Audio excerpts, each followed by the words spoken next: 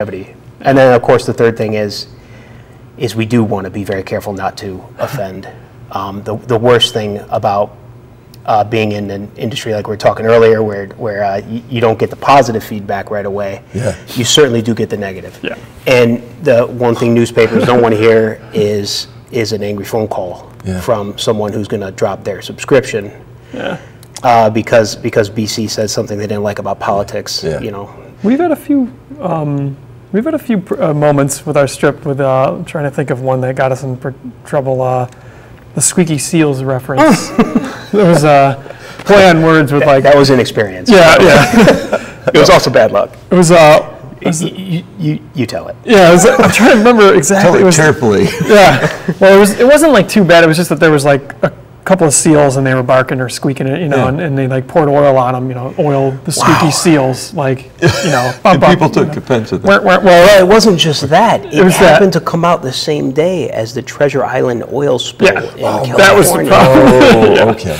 Yeah. So people thought we were like literally making fun of it because they don't realize that we write 6 weeks in advance. Yes. Yeah, and it's like. Advice to future cartoonists: don't ever pour oil on seals, just as a rule. Well, no, our guests today, by the way, are Mason and Mick Mastroianni, and they are the cartoonists and writers of BC, The Wizard of Id, and the Dogs of Sea Kennel, which we'll get to, I promised, in just a minute. But your grandfather had some issues too, because he was very religious. Yes. And a lot of his strips, some folks loved it because they loved to see that religious commitment, but there were others who really quite took offense. Yeah. Now, but your Easter strip was, if I remember correctly, was religious. It was. Yeah. But so the question, I guess, is that people can be offended at wonderful things as well as offended at something they take to be some sort of slam or whatever. It's funny. Go ahead. Oh, sorry. I was going to say, it is funny how actually we do seem to get quite, like, even with non-religious strips, we do get quite a bit of mail about little things that people find offensive. Like if we did a joke about someone who was like a overweight or like even, we definitely get a lot of mail about people being offended by just little things here and there. And this is funny that people respond out of anger or disappointment, or maybe pain. But they don't respond to say, wow, thanks for the laugh today. That was wonderful. Don't get as many of those. And your response nowadays comes not only through the newspaper, but certainly through the fact that it's on the internet. Yeah.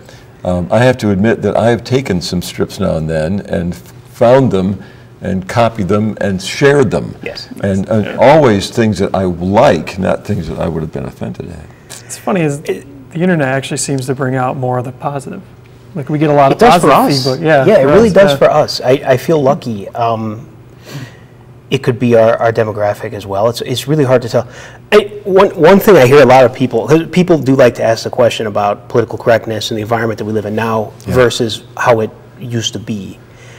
And I tend to push back on sort of the modern perceptions of a kind of an increase in heightened sensibilities when it comes to political correctness. I don't see it myself. I see that the internet certainly heightens the awareness of it, especially for artists, because it's so easy to look up your name and see all the angry things people are saying. But, angry blogs.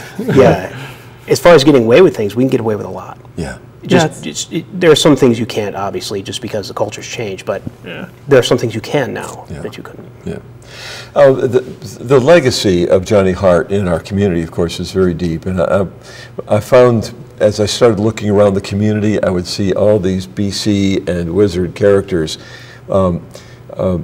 This would be a time when I'm kind of looking to see if we could put up a couple of the things like the BC Transit sign and the parks. And in the parks, and then the projections, that's when you kind of went digital.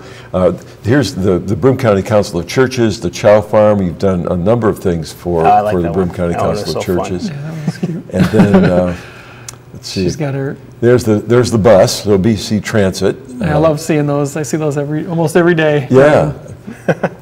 And then I think there's the projection, and that's on the back of the Forum during the illumination. What did they call that? That's Lumafest. Yes, the Lumafest. So, and then BC was on another building, and then of course there's the ever-present dragon. Does he have a name? That's Gronk. Gronk, of course. He used to be a brontosaurus, but I think scientists have discovered that brontosauruses never existed. No, they retracted that. Oh, they're back. Yeah, they're back. Remember we did a joke about that, actually. It's kind of like Pluto, and I don't mean the cartoon, I mean the planet. Exactly. Planet. Okay, so that's part of the legacy, and it's ever present. If you walk the mall, then BC is there, the steps along for us elderly mall walkers. So there's quite a legacy, and it's wonderful to see it here. And then the local thing, the reference to the giraffe a few weeks ago was purely, that was a joy to see. That was it was timely, and it certainly tied into the local community. That was so fun. I remember your grandfather did a joke once about spending, what was it, a day in Endicott, New York seemed like a month or something like that. I know he I did. don't remember that. He did one, I know there was one in Wizard where he did nothing but, it was a Sunday, and he had nothing but like 6 white panels. Yeah. And then it was just like the snow. It was like, reminds me of the day I spent in Endicott, New York. Like, right. That's a hometown. Yeah, a little hometown shout out. Well, tell me about the one strip that we do not see here is the Dogs of Sea Kennel. Yeah. Where did that idea come from, and why Sea Kennel? Well, that was, I actually started that, just the idea for it, back in, it was 2003, and Mason and I were living in Florida. He was doing the animation, and I was doing stunt work. We were doing stunt stuff. Yeah, that's right. Yeah, you were doing the stunt stuff too at that time. Yeah, we were driving. Doing stunt driving and stunt. What? Yeah, history we got. I actually went to a stuntman school down there in Groveland, Florida. It's called Kim Kahana's Stunt School. A little plug for you, Kim. And 10%. Yeah, right. And I was learning that. I was doing a little bit of work in the field, and Mason me and him together went to a stunt driving school, and we learned the aspects of stunt driving for Hollywood, And how'd that dream turn out? It was fun. Well, it crashed. I'm sorry. We worked a little bit in the field, and actually we had a good time. And that's the joke. You become a cartoonist because you're a colossal failure at everything else you try to do. That's what Grandpa always said. Did he say that? Okay. Yeah.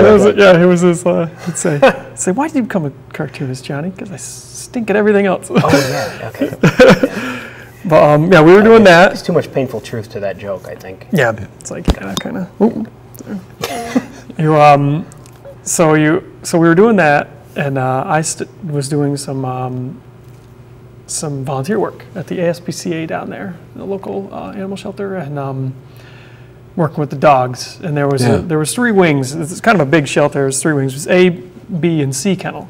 And I just always thought it was kind of funny. Like the C kennel was kind of out, and I was like, oh, that must be where they put the reject dogs, which I don't know if that's actually true. The misfit toys. But I made it up. Yeah, it's like the misfit.